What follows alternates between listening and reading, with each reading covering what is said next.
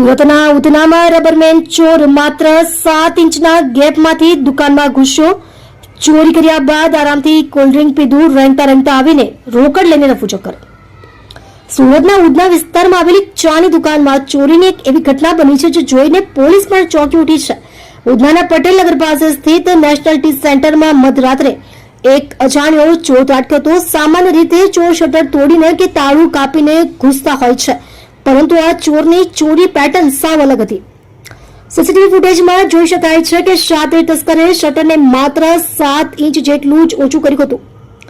આટલી નાની જગ્યામાંથી કોઈ માણસ અંદર જઈ શકે તે માનવું મુશ્કેલ છે, પરંતુ આ ચોર કોઈ જંગલી જાનવરની જેમ રેંગતા દુકાનની અંદર પ્રવેશ્યો હતો. તેની આ હરકત જોઈને આશ્ચર્યની સાથે હસવું પણ આવે તેવું છે. દુકાનમાં પ્રવેશ્યા બાદ ચોર સીધો કાઉન્ટર પાસે પહોંચ્યો હતો. ફૂટેજમાં જોઈ શકાય છે કે તેને ખૂબ જ ચાલાકીથી કાઉન્ટરનું પ્રથમ ખાનું ખોલ્યું હતું. તેમાં રાખેલી તમામ રોકડ રકમ કાઢીને તેણે પોતાના ખિસ્સામાં ભરી દીધી હતી. આટલેથી ના અટકતા તેણે બીજું ડ્રોઅર પણ ચેક કર્યું અને તેમાં પડેલા પૈસા પણ ઉઠાવી લીધા હતા. પ્રાથમિક અંદાજ મુજબ નેશનલ ટી સેન્ટરમાંથી આશરે 20,000 રૂપિયાથી વધુની રોકડ રકમની ચોરી થઈ છે. પોલીસે ફૂટેજના આધારે તપાસના ચક્રો ગતિમાન કર્યા છે.